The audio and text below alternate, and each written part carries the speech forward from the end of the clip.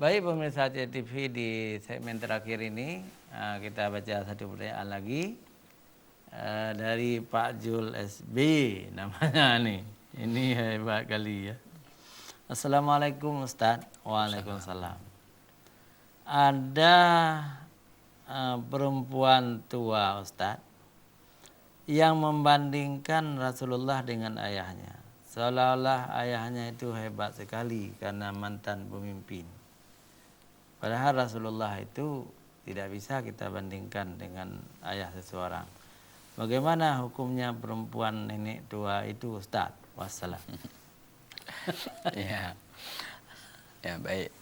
Ini memang berita yang sedang viral ya sekarang. Oh begitu ya? Ya, berita sedang viral. Ada seorang anak tokoh, kita tidak menyebutkan, itu membandingkan bahwa peran orang tuanya itu lebih besar daripada peran Nabi Muhammad. Kira-kira bahasanya seperti itu. Tapi kejelasannya kan kita tidak tahu. Kita hanya baca atau dengar lewat berita saja. Hakikatnya saya belum mendalami. Tapi ya kalau kita lihat baik hadis atau apapun atau dari pengakuan non-muslim pun bahwa menempatkan Nabi Muhammad itu di antara 100 tokoh yang berpengaruh di dunia. Bahkan Rasulullah itu tokoh pertama diletakkan. Jadi artinya Rasulullah itu jasanya, pengaruhnya itu luar biasa. Tidak ada seorang pun yang sanggup menandingi kelebihan Rasulullah SAW. Bahkan ya Nabi Adam, nabi-nabi yang lain, bahkan termasuk malaikat itu hormat kepada Rasulullah SAW. Bahkan ketika kita baca syahadah, asyhadu an la ilaha illallah wa asyhadu anna Muhammadar Rasulullah, itu bahkan ketika Nabi Adam dalam syurga, Nabi Adam sempat tanya kepada Allah, "Ya Rabbi, siapa itu Muhammad?" Padahal pada saat itu Nabi Muhammad belum ada. Maka kata Allah, jawab Allah, "Itulah dia kekasihku, Nabi terakhir yang akan lahir ke dunia, yang akan membawa rahmat bagi sekalian alam." Dan artinya ya Rasulullah itu ya hebat, bukan hebat, luar biasa hebat. Ya, luar biasa hebat. Walaupun beliau manusia, tapi beliau itu bukan manusia biasa. Beliau adalah manusia yang sangat luar biasa. Dan kepandaian beliau, kehebatan Rasulullah itu diakui oleh bukan orang Islam saja, tapi juga oleh orang-orang kafir, oleh orang-orang non-muslim, baik non-muslim sekarang ataupun orang kafir yang hidup pada masa Rasulullah SAW.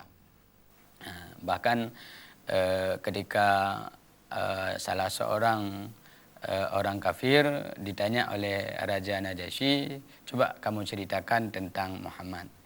Padahal dia tidak beriman, tapi ketika diceritakan itu apa adanya diceritakan. Ternyata ketika didengar oleh raja itu ternyata betul Muhammad itu adalah orang hebat, orang yang luar biasa, bukan orang yang biasa-biasa.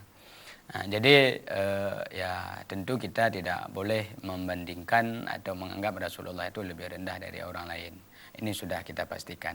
Cuman yang namanya berita itu kita perlu konfirmasi kembali ya, supaya kita jangan salah paham atau jangan sesekali berkomentar atau buat status nanti sudah dianggap pencemaran nama baik.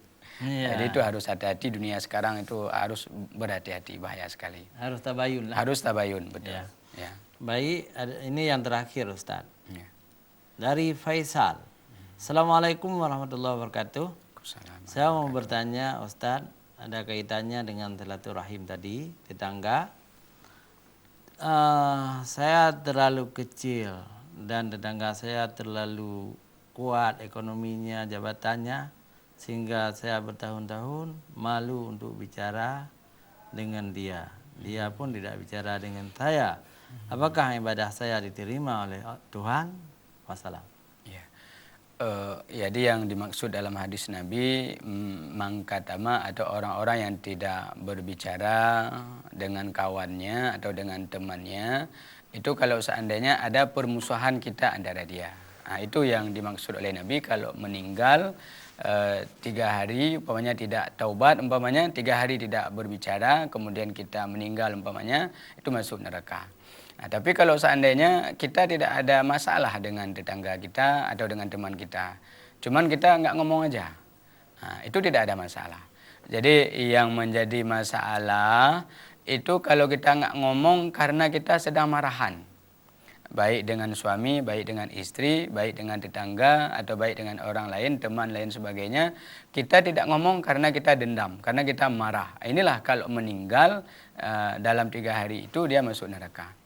Tapi kalau seandainya kita merasa malu atau merasa tidak pede, merasa tidak enak, umpamanya itu tidak ada masalah kalau kita tidak ngomong.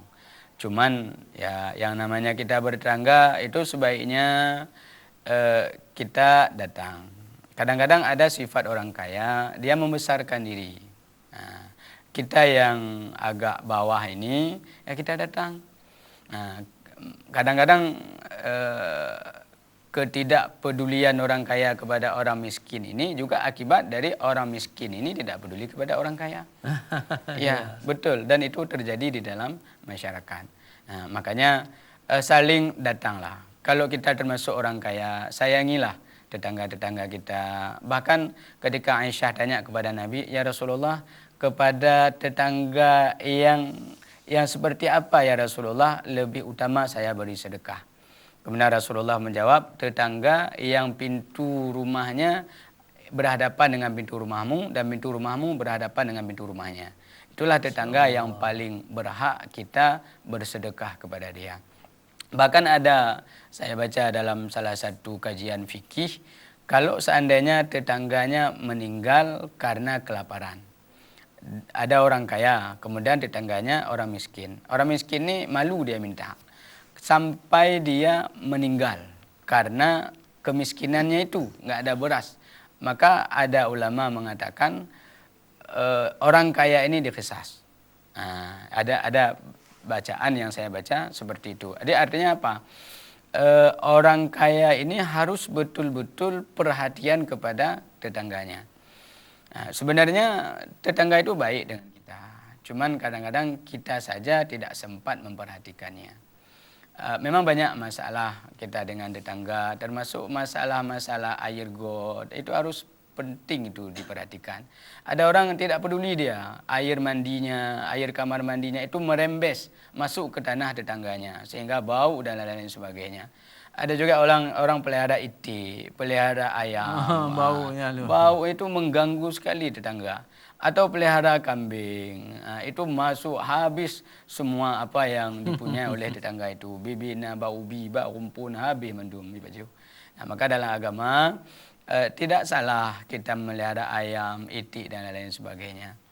Tapi kita harus menjaganya. Kalau seandainya itik kita itu sudah mengganggu tetangga, ambil terus pisau, sembelih terus itu. Atau jual, jangan sampai mengganggu tetangga kita. Karena tidak ada maknanya kita banyak ibadah kalau seandainya orang selalu tersakiti dengan kita. Bahkan Rasulullah SAW mengatakan termasuk salah seorang golongan yang tidak dilihat oleh Allah pada hari kiamat nanti adalah al-mu'zi jarahu, orang yang menyakiti tetangganya. Itu Allah Ta'ala tidak akan melihat nanti pada hari kiamat. Nah, maka perlu sekali kita memperhatikan. Makanya ada orang memberikan nasihat kepada saya. Nanti kalau kamu buat rumah, itu yang paling perlu kamu perhatikan adalah air bekas mandi itu. Bagaimana caranya? Beli munjing. Beli munjing 3 atau 5 munjing, gali munjing itu, semua air-air kita itu, bekas-bekas mandi cuci pakaian kita itu masuk semua ke dalam munjing kita. Sehingga tetangga tidak mengganggu. Ya, kalau belum ada luang. Belum ada luang. Kalau memang luang itu sudah ada dan orang sama-sama buang situ nggak ada masalah. Tapi ada juga yang terganggu dengan luang itu. Karena ada memang luang itu alirannya ke samping rumah dia. Sehingga baunya itu luar biasa. Kalau ditutup tidak enak, nanti marah orang. Kalau seandainya tidak ditutup, dia akan terganggu. Maka solusi kalau menurut saya yang paling bagus itulah seperti itu. Gali munjing. Gali munjing. Tapi kalau seandainya luangnya besar, gotnya besar, kemudian tidak mengganggu orang, itu nggak ada masalah. Ya. Nggak ada masalah. Intinya kita jangan menyakiti tetangga, jangan menyakiti dengan lisan, jangan menyakiti dengan perbuatan, juga termasuk jangan menyakiti dengan perasaan. Jangan sampai perasaan dia terganggu dengan sebab kita. Kemudian ya yang namanya orang rambut sama hitam tapi hati kan tidak sama. Ada yang mengerti, ada yang tidak mengerti tetangga. Nah, jadi kita harus sabar. Jadi besar sekali pahala kalau kita sabar dengan tetangga. Kadang-kadang ada tetangga kalau kita dapat mobil baru dia iri. Nah, kita naik pangkat dia benci. Bahkan ada Nabi mengatakan sejelek-jelek orang, seburuk-buruk orang adalah tetangga yang ketika melihat kebaikan kita, dia menyembunyikan. Tapi ketika dia melihat kejahatan kita, dia langsung menceritakan kepada orang lain.